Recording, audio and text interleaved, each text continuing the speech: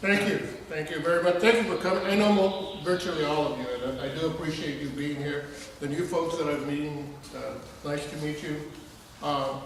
It's not good times for newspapers, but you'd be surprised. There are some new initiatives. The Orange County Register opened a newspaper in the Long Beach called the Long Beach Register, and they're just starting a newspaper in Los Angeles called the Los Angeles Register. In several cities across the country, newspapers have started. Where daily newspapers were almost failing, other newspapers have come in to step. There is no replacement for a newspaper. Yes, the internet is wonderful, but it's fast disappearing.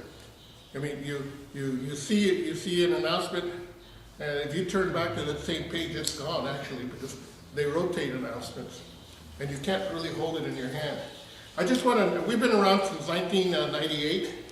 We still have a ways to go before we're successful. I do want to tell you about a couple of new initiatives we're having, and some of them you may not even notice in the paper. Mostly it was content. We've got two new sections.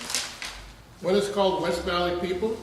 Yes, we did run news about people before, but we're pushing it harder. So if you've got news about somebody in your company, a new employee, somebody just got promoted, you just tell us about it and send us a couple of paragraphs and it'll go in here. It doesn't have to be a full-blown press release. Secondly, we have, you've all heard of Craigslist, right? So I said, forget it, I'm going to start my own. I'm going to call it David's List. And it's just, right now I just listed my friends and some advertisers. And they'll be rotating, they'll be changing. If anybody wants to be on this list, it'll cost you a little bit, but not a lot. But I want to hook you on for at least a year, so that it starts. But right now, it doesn't pay for itself. These ads pay for it. The other initiative is our new columnist. She couldn't be here. Rebecca Lean. Rebecca's a young woman. She really represents a generation that is coming up. I think she's 24 years old. Single, well-educated, very creative, out in the field, and as their writing improves and their column improves, she'll be writing some interesting stuff about what's going on among the new generation.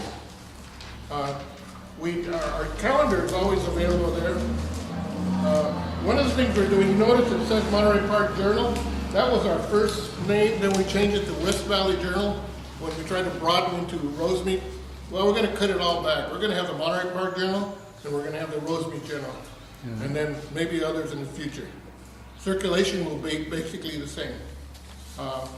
But the most important thing that I've done lately, you've all seen the stick-on ads that come in at the LA Times. I experimented with a Cinco de Mayo. We generated our own. Unlike the LA Times, you don't have to commit for 10,000 copies. You can commit for just a couple of thousand, hit the news racks, and basically they wind up costing about 10 cents each. So they're not cheap, and they're labor intensive. Nobody around here has a machine to stick these on. So guess who does it? Like tortillas de mano, by hand. So these are available. You can do your own artwork, have somebody design it. Then we print it on these labels, and then they're stuck. And the beauty of these labels is they're removable. So if you have a date or a coupon or something like that, people can peel it off. It doesn't damage the newspaper. It takes off a little bit of the ink. But then this, if it's your phone number, like if you're a plumber or a tax service, an electrician, you can call us when you need help, put that number there. And you can do it once, you can do it every month. You can limit, I think our minimum is 1,000, and they will mainly in news racks. So we've got several initiatives. Now there's some community events I want to tell you all about. Cinco de Mayo, we have some members of the Cinco de Mayo committee. Would you raise your hand? All right, that's this Sunday. Over here too. And I don't know if you folks realize it, but when countries in Africa and Asia were still under the domination of the European imperialistic powers, Mexico had fought and freed itself from Spain.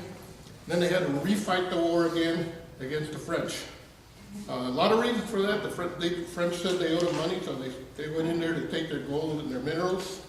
And at the Battle of Puebla on Cinco de Mayo, the Mexican soldiers were not as well armed and trained as the French soldiers. France had the best army in Europe at that time.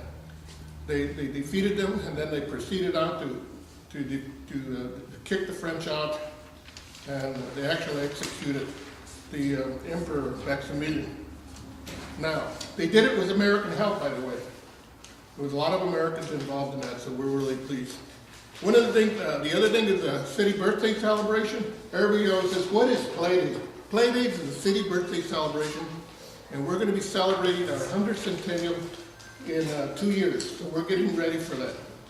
So our parade on May 17th is going to honor the Mark Keppel High School decathlon team. All 20 of them, we hope, are going to be in the parade. They won the LA County Championship, and they came in 7th in the state competition. I mean, if we had a championship football team, we'd have them in the parade, right? Well, I want to have a decathlon team in the parade. So they're coming. But the parade also offers an opportunity for you to see what's going on. You can be in the parade.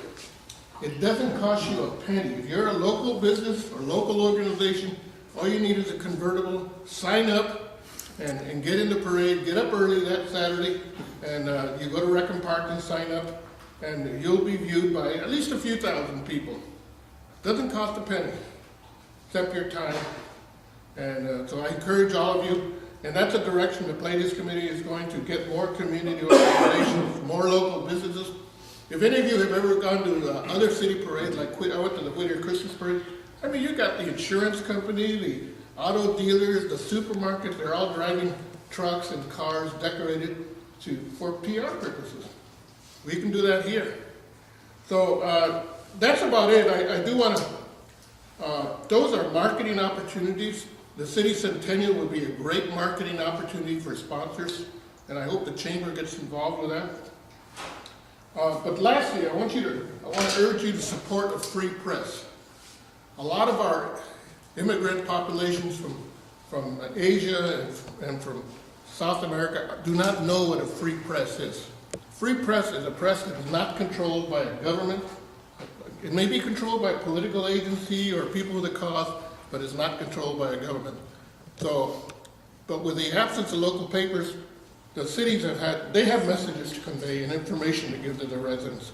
So they've started their own publications. In Alhambra, you have around Alhambra. In Monterey Park, you have the Cascade. In Rosemead, you have the Report. Those are all government-controlled publications. And they're great because if you send them a press release, they're going to print it entirely. You send me a press release, I'm going to call you and say, what is this about? And try and get more to the root of the purpose of that event.